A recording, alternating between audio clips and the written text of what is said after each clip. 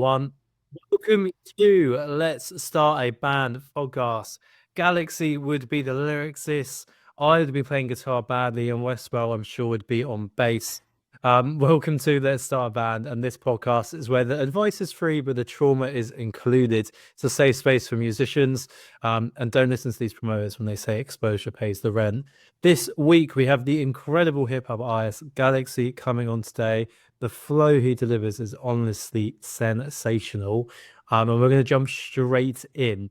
The first game we're going to play is Would You Rather. I'm going to ask both the boys what they would rather, and they're going to choose where they'd go. Would you rather headline to 30 people who will care and love your music, or open to 3,000 who don't give a shit? Which are you picking? Who are you asking first? I'll go with yourself. Myself. It's got to be 30 people who love the music, to be honest with you. I couldn't think of anything worse than performing in front of loads of people who don't care. 100% Westwell, what are you going for? I'm going to go the opposite. 3,000 people that don't care. As long as I'm getting paid to reflect that, that's fine. Ego talking of yours, I swear. All about the money, man. Okay. Would your manager be honest with you or optimistic? Honest. A bit of both, but honest. Honest, definitely. Would you rather sign a bad deal early or a fair deal late? Fair deal late. All day. Yeah, fair deal late. Nothing worse than a bad deal. Would you rather tour broke or stay home but famous online? So would you rather do a tour and do well, or stay home but go really famous? Fine. Tour and broke. Touring sounds fun. It's an experience. I'd stay home. I'd 100% stay home and just be famous. Would you rather play every single festival or never queue for a wristband again? Every single festival, all day. Probably be a busy man. Festival. Busy man. Yeah. Yeah, every festival. That'd be fun, wouldn't it? And my last one, would you rather be compared to a legend or never compared at all? Compared to a legend. Always. I think it's such a compliment when people compare you to their favorite artists. Big compliment. Yeah, I agree with that one, definitely. Amazing. So this show's all about us going full time, that journey, how they get there, people on that ride. We're going to talk music, mistakes, money. We're going to talk about all the things that go along with it. Galaxey, I want to start with yourself. Tell me about the first song you ever wrote. What inspired it? What was it called? And how do you feel about it now? First song I ever wrote. I'll be honest with you. I can't remember the exact name. It was something like 12:03:17, and it was about my nan dying. So really, really positive way to kickstart this podcast, really, isn't it? But do you look back on that and think, okay, that was the start of all of this? Is it something you feel with pride in, or is it like, oh my gosh, I hope no one hears it? I think it's the thing that really. Firstly, I hope no one ever hears it. I hope I never hear it again. It was awful, but I do look back at songs like that and think that is where I started, and if it weren't for that, I wouldn't be here now. So, yeah, yes and no. I fear it was awful. I wouldn't wish it upon my worst enemy to listen to that. But it's where it all starts, doesn't it? And it's so interesting because some artists are really proud of it. Some people are, oh my God, I hope it never sees a day of light. Who were your heroes growing up, and how did that shape kind of your approach to music now? My biggest heroes to me was always my nan. When she died, it really, really broke me as a person. And musically, I thought Eminem was my biggest influence. We've spoke about this many times before. And I feel like that push to be able to speak about how you're feeling and have some form of power for once in your life. Like, wow, I can do this. I can really make something of this. Because if you were to meet Eminem in the lift, you have time for one question, what would you ask him? Collab? Nah, in all honesty, I'd probably just be speechless, and I'd look at him and be like, how? Just how did you do it? Because his story is so inspirational, and it's coming out of from literally nothing is sort of like myself in a way. It came from nothing. How has he managed to turn it into what he's turned it into? I need his advice. He always pushes the boundaries, doesn't he? I mean, like from things like the Guinness World Record for most words in a hit song to like the way he portrays self comes across, his stage presence. He always seems to be pushing it as far as he possibly can, and it's it's definitely incredible to see. We're going to move on to our music news. We're going to put band practice to the headlines and what's happening at the moment. So we're seeing major artists shrinking their global tours to fewer cities. The reason costs are crazy high at the moment, and teaches a lesson to build hometown dominance first, which I think is really, really important. TikTok are pushing for longer form music clips. Attention's maturing. They want people to tell a story and stop just people clicking in for 7 seconds, which is quite interesting. Major artists are renegotiating distribution. Power is shifting, and I think a lot of artists are getting more leverage now. They're delaying deals. They want to keep their independence and keep their music rights, which is really, it's really empowering. I think like people are actually seeing kind of music labels as expensive bank loans, whether it can open doors for artists or not. I think it's a really interesting point to kind of go off there. And fans are buying vinyl. Vinyl has risen again year on year. People want physical. They want emotional. Merch is a memory to a gig and a show, especially if there's a standout bit of merch just for that. Westworld, me and you have definitely fallen for that over the years, buying a bit of merch because it represents that day of going to see that said artist. Oh yeah. It's definitely a big part for musicians at the moment, isn't it? Yeah. I feel like it's nice that we're bringing back things like CDs, vinyls, etc. I think that's the way we need to go forward, is to go back really. I think social medias and streaming is, especially streaming, is very, I want to say, watered down. Anyone can do it. Anyone can fake it. I wish I got into music. Well, I wish I was old enough to get into music to around when CDs and vinyls were a big thing, and it's nice to see them making a comeback. Personally, I don't know how you guys feel about that. 100%. You can see behind me. I think vinyls is a great way to capture memories, physical merch, being there, being part of something. I definitely love it. Westward, you love a band too, don't you? I do. I don't think it'll ever come back. I think it's so easy for the consumer to nowadays just get access to so much music for so little cost. There's no way that'll ever change. But I do think I think there's so many positives of that. Like, you discover so much more. I think if everything I wanted to listen to, I basically had to go and buy, you're always going to be limited to what you can purchase. Whereas like at the click of a finger, you've got access to so much music, and therefore you can then find so many different artists. And then it's about who you are to then go and engage with those specific artists and do the things like buy their merch and stuff like that. 100%. Now, Westward, I know you've got some questions for Galaxy, as well as a new segment you want to do looking back at this year. So take it away. Yeah, absolutely. Firstly, Galaxy, just a few questions sort of about your writing process. What do you think's probably been the biggest change for you from when you started out to sort of where you are now in how you go about making a song? And if you can just shed a little bit of light sort of behind the curtain as to like what it's like, your process. I'll be honest with you, I think not a lot has changed since I started. I think the only difference with when I started compared to now is the consistency of it, rather than doing it because I'm bored. You know, I used to do it at school, just during lessons, because I never paid attention in maths. Asked my maths teacher, never paid attention. And I think that was sort of my time, just during lessons, at lunch, here and now, just jot some lyrics down. I was bored. And whereas now it's sort of portrayed into, I want this, I need this, it's all I've got now.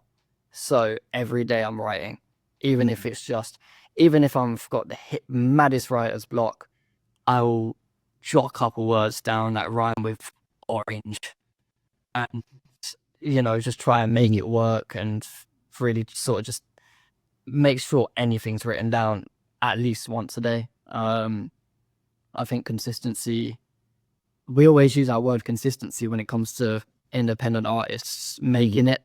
Everything depends on consistency these days. And if you can stay consistent and keep doing it at a top level, then you stay at a top level and you get there faster than Yeah, the rest of absolutely. people.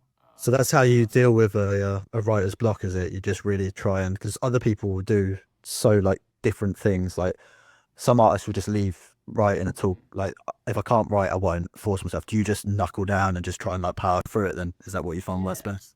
Yeah, I think my issue was at the point where I'd hit a writer's block, and I hit a writer's block for about 8 months, and I didn't write a single lyric. And I looked at myself and I just said to myself, I can't keep going on like that. You know, Yeah. I came back and the songs I was writing afterwards was the best stuff I've ever written.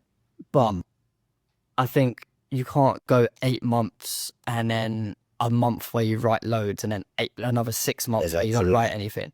I think you just got to try and push through and just write anything you can. Because eventually that spark will come back, and then when that spark comes back, you've also got a load of extra leftover verses that you may not even ever use, but you just go back to. I've got 5 or 6 notepads with 400 pages each full of just lyrics I've never used.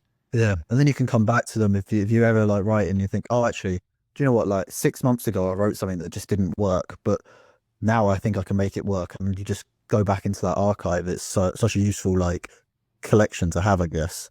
Yeah, exactly. And you're just flicking through, even if you don't remember exactly what pad it was on or what note you put it on your phone. You just flick through and you're scrolling, or you're flicking through pages, and that's a cool. Oh, I could build off that. I wrote that when I was 11, but I can make that something that no one's ever heard of now. And I just think that's such a cool part about writing in terms, to be honest with you. Absolutely. So for your music, do you produce as well? I don't produce the beats, unfortunately. That's something I've really struggled with over the years. But I do the vocal engineering side of things. Oh, cool. Always. What sticks out for you for like a beat? Is there something like, is it just how much of it is instinct and how much do you kind of see something and you think, oh, I might have to run with this for a little bit and see what develops out of it? Or can you tell instantly this is going to work, this is not going to work? It's funny you say that. A lot of time it's a case of instinct. Is like, that's a beat, I know what I'm doing, I'll write over it. Or sometimes it's not even I'll write over it, I'll have verses written that I'm like, okay, that works with that. I'd say 90% of the time it's instinct. But the issue with me is I'm very, very picky when it comes to beats. So sometimes you just got to find a beat and go, you know what, I'll work with it, see what I can build on. Yeah. And it might not be my style at all or what I'm used to. I've got a couple songs on the album that are not my style at all. But they, you know, I know other people will enjoy it, so I've stuck it out, and I've maybe taken a lot longer to write, but sort of it does add that sort of, what's the word I'm looking for? Oh God, what's the word I'm looking for? Like, it shows versatility. That's the word, versatility. Just to spread across different sort of type of beats, but most of it's instinct. Oh, perfect. A final question for you. How much does where you're from influence yourself as an artist? Quite a lot. I'm not from a very nice area. Bedford, I mean, if you know Bedford, you know it's not the nicest area in the world. I grew up a lot around gangs, a lot of violence, a lot of drugs. It's nothing I ever sort of got involved in myself. I was always sort of taught well to stay clear, blah blah blah. But no matter where you looked, at school there was someone with a knife. You know, it wasn't a very nice place. So it has a very, very big influence. I say it wasn't. I'm still here.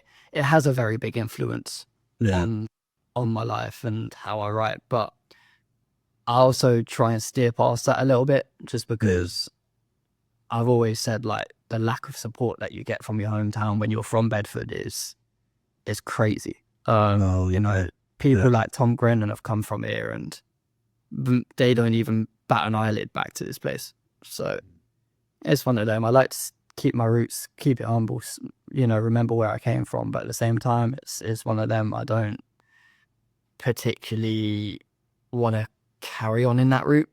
Yeah, absolutely. But it does have a big influence, 100%. No, nice. Right, coming on, we're going to be doing our well, it's mine. It's all personal opinions. It's all ego based as well. Looking back on 2025, we're looking back at our top 3 albums of the year. Ooh.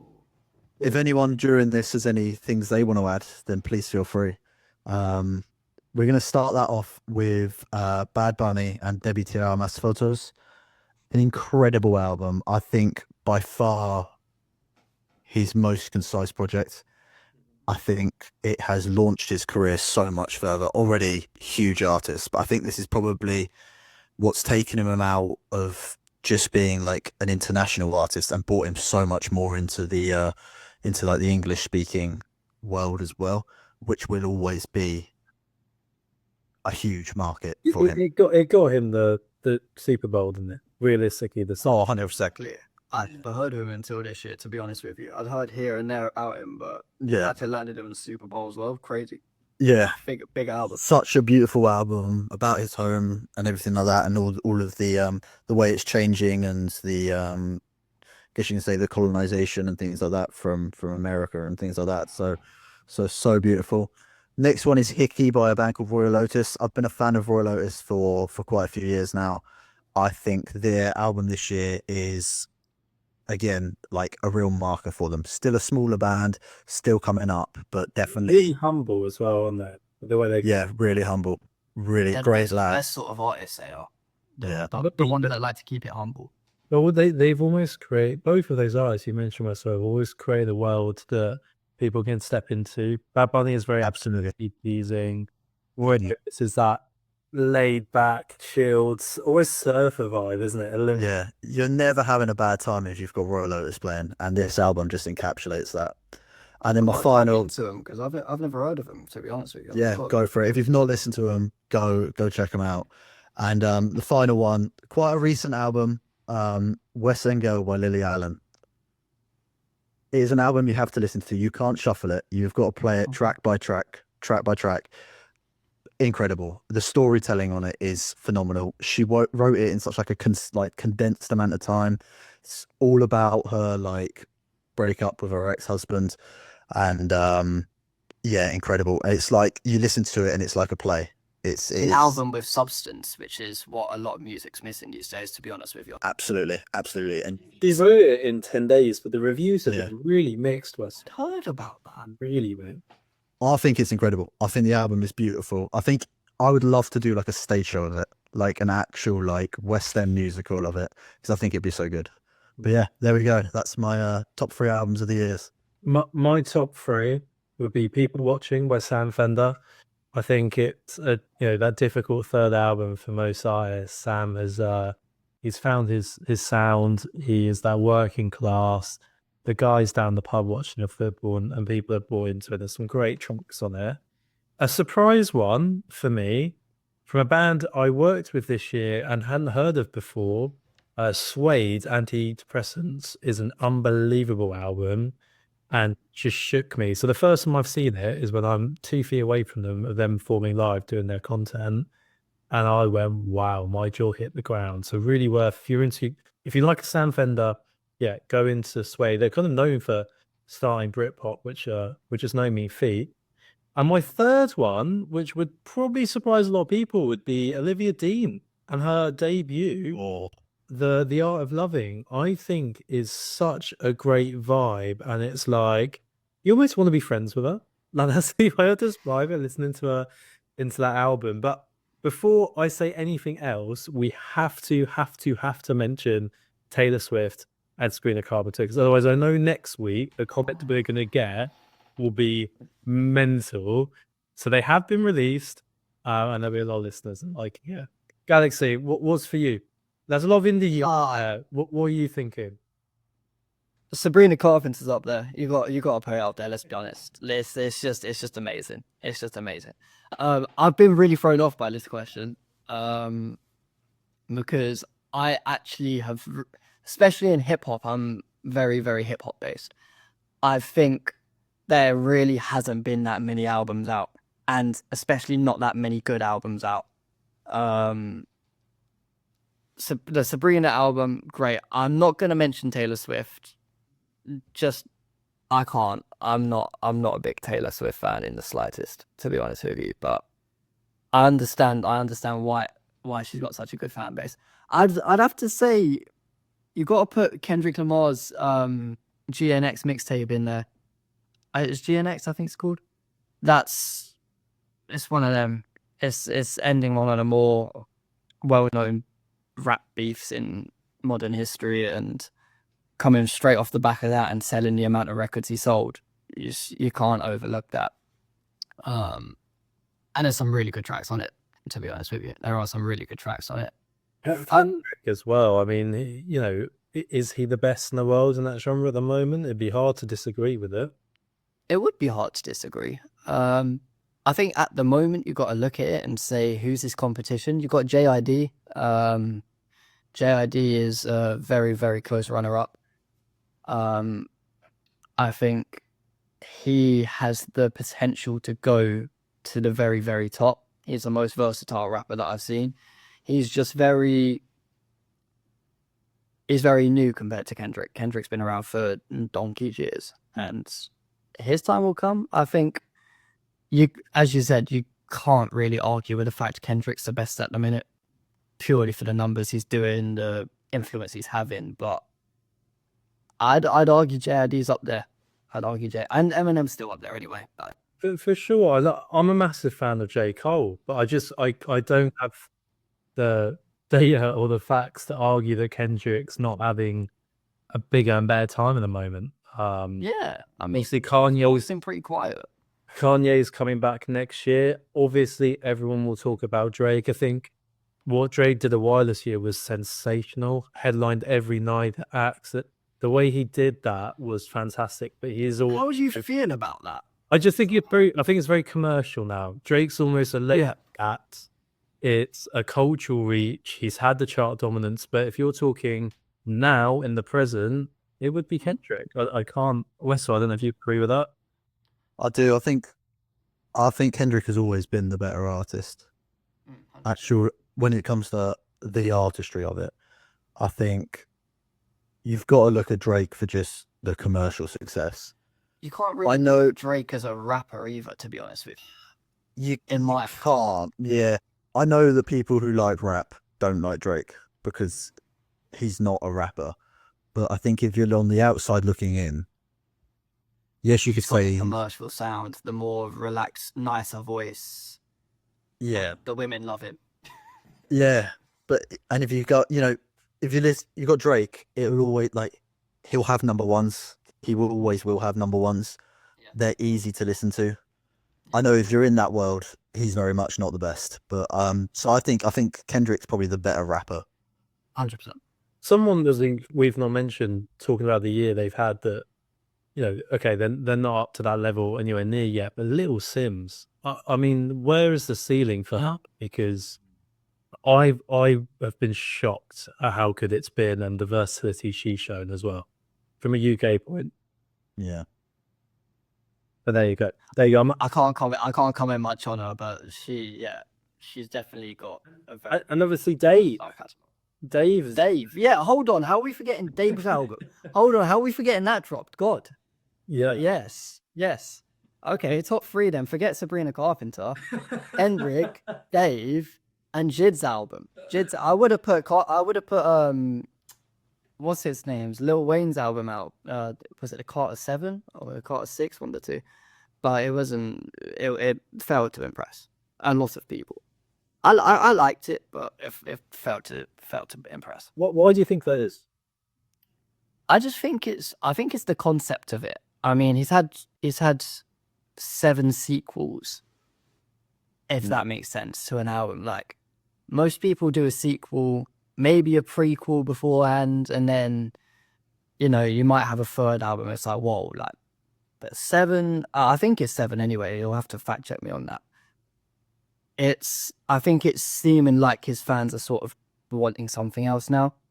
I really liked it. I thought it was really cool, but I don't like listening to the other people's opinions. I like what I like, and if you don't, then whatever. But I just think his fan base are just sort of getting not sick of it, just they want something new. They want a new concept. They don't, you know, I can't remember the last time he released something that wasn't the cart or something. Yeah, I think that's purely the reason, to be honest with you. Absolutely. Okay, we're going to move on to our fan questions now. We've had so many since the last podcast.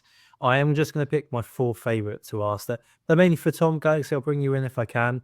A strange one here. This is from a guy called Jake. Is it okay to quit my job before my first gig? That's a big question. I'll pass it over to Westwell. Do it. No, don't. What do you mean? Get your job.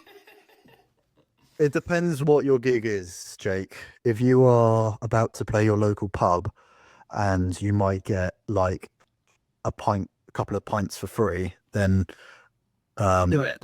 please don't quit your job. But hey, look, if you're playing, you know, Brixton Academy, then maybe it's a sign that you probably should quit your job. But I don't think that's the case, Jake. Jake needs to learn his craft a little bit. I think is the Jake, what are you doing? Why are you even asking questions like that, Jake? Come on, think a little bit. If you're not thinking this through seriously like that, you are going to have a hard time in the music industry, I think. Right, we've got Tanya coming on. We bring Galaxey in on this one. Tanya's asked, "Can I manifest talent? Always dreamed of being a musician." I think you can manifest most things, to be honest with you. It's you just gotta work. You just gotta work hard, to be honest with you. You gotta realize there's hundreds of thousands of people that are wanting to do what you're doing.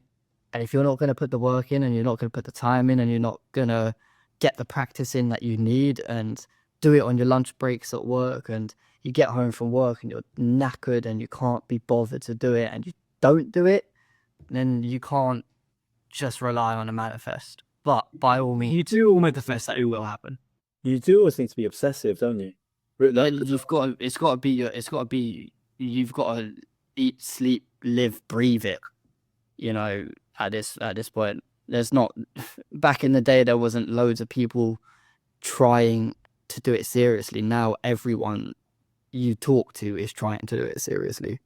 And it just depends on how much more willing are you than the person next to you.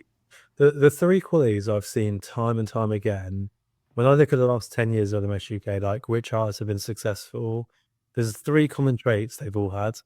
Great music, like that is not one. Don't let anyone tell you any different. A big brand that people really buy into. Those big artists we've spoken about, we've talked about the worlds that people step into with each of those eyes. You could dress them all for Halloween. That is a great brand. And number 3 is consistency. That obsession to be the best, I think, is massively important. Once again, there's that word consistency. Absolutely. Emma's asked, I don't know if it's Emma or Emily or I don't know what it is, but Emma's asked, Tom, she's loving the podcast. Thank you guys so much. Do I have to have a logo? I hate logos as an artist. I don't feel like I should be put in a box to have one, but loads of people be, I need them. Nah, just write your name, put it in a nice font. That's all you need. Sorted. Bang, sorted. And number 20, this is a similar vibe to the first one we got, which is a little bit strange. This is Jake. Jake has asked, can I retire if one song pops off? I've been doing music a long time. I feel like I just want that one hit and then I'm done. That doesn't sound very artistry to me. Or what do you guys? Is this the same? You need a different career, man. Yeah, is this the same Jake that's asking this question? Oh, yeah. What's going on? I bet it is. Jake. You have a massive year. Yeah, Jake. Yeah, you only need one song. Yeah. Has to be a big song. Has to be a very, very big song. A Christmas. Has to be a huge song. Yeah. Christmas song. Look at Mariah Carey. Exactly. One song, Jake. Just keep on pushing that one song. The next one will be the one. Just get that one, put a whole mortgage on it, promote it, and then it's like gambling, really, isn't it? Yeah, See, screw it, Jake. I'll just do it. Quit your job. Quit your job and play your first show. I feel like Throw it's bad. all of your money into the one song. Don't bother with an album. Yes, I agree. One song. I feel like this is bad advice, even for us. This spot. You know what? No, you know what? Coming back to that, I saw something Young Ad said, and I thought that was quite actually a really good point. He said, release as many mixtapes as you can, because each mixtape you have 16 chances of getting that one hit song, which is a pretty good bit of advice, to be fair. Bro, it's how Russ in the US did it. He released every single week on SoundCloud, see what bombast, leveraged an incredible deal with a label, and released the best of it. I absolutely agree. It's a great doing it. Practicing your product. You're absolutely practicing. If you have the ability to record, like, doesn't have to be perfect. You know, if you've got a decent home setup nowadays, you can get a half decent, you know, or a decent enough, like, demo or stuff like that. Just keep doing that. Just constantly, and then just see what happens. That's how I'd suggest you do it. Right, Westwell, we're going to move on to the music quiz to finish up. Okay, Talk me through. Oh God. this is a multiple choice quiz. It is head to head, and I'm so gonna lose. yeah, it's about 2025. You got multiple choice, so you know you're not gonna make a fool of yourself. So question number 1: which song was officially crowned the biggest track of 2025 in the UK, dominating streams and sales? Is it A, Messy by Lola Young, B, Ordinary by Alex Warren, C, Man I Need by Olivia Dean, or D, Golden by Hunter/X? Hey, I was gonna say C. Correct answer is B. really? It wasn't messy. Wow. I thought I was shocked by that. Wow. Wait. Messy. Oh, I hear it every day. That would be my number one. I think it's a great song.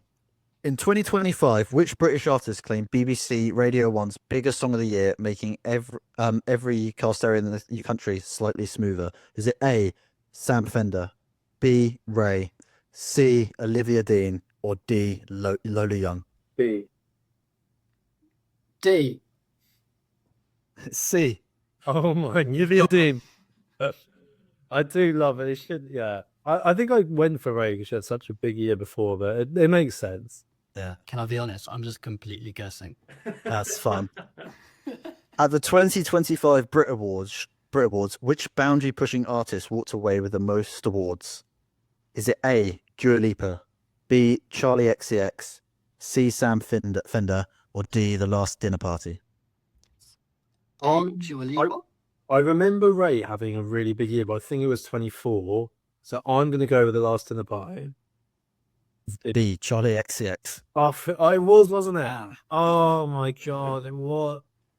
I'm an idiot. Damn. I'm an idiot.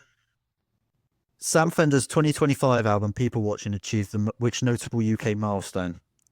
A, longest running #1 single. B, fastest selling British album of 2025. C, first rock album to top the global charts. Or D, most vinyl sales since 1990. Don't know. It's B or D. It's B or D. Oh, Galaxey, you go first. I'm gonna say D, purely because we were on about the vinyl sales earlier. But yeah, Gonna go with A. it was B. This has been an awful quiz. The answer's B, fastest selling British album of 2025. I said it as well. I put my fingers up. Oh, okay. So this is awful. Which British festival staple in 2025 saw headliners like the 1975 Olivia Rodrigo bring the Worthy Farm vibes back to full force? Is it A, Wireless, B, Reading and Leeds, C, Glastonbury, or D, Isle of Wight? It is C. We're sharing the points there. It's still neck and neck.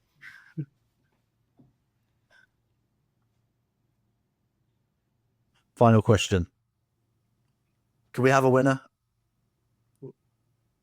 Which British artist enjoyed multiple top 40 hits in 2025, including tracks like Nice to Each Other and Man I Need? Is it A, Sam Fender, B, Olivia Dean, C, Ray, or D, Lewis Capaldi? A. It's Olivia Dean. It is D, yes. Shite. There we go. Josh wins. That was an awful quiz, guys, but you tried your best. It's all right. It's all right. That's what we're here for. I'm surprised you lot didn't absolutely demolish me in that, to be honest with you. Well, I would have Seem won. to know a lot about Sam Fender. I had the answers, so I think I would have won that one if I was. Good point. Very good point. Galaxy, it's been an absolute pleasure having you on the podcast. So all the other musicians listening, good luck, protect your masters, stop trusting promoters who say don't worry about it. We'll be back here next week. And remember, even these big artists that haven't got it figured out, everyone's blagging a little bit, and all the people that are last are the ones that keep burning up. This has been the Star Band. Same nonsense, same truth, and we'll be here next week. Thank you so much for listening. Guys, what do we say? Love it. Thank you, guys. Appreciate it. Thank you very much.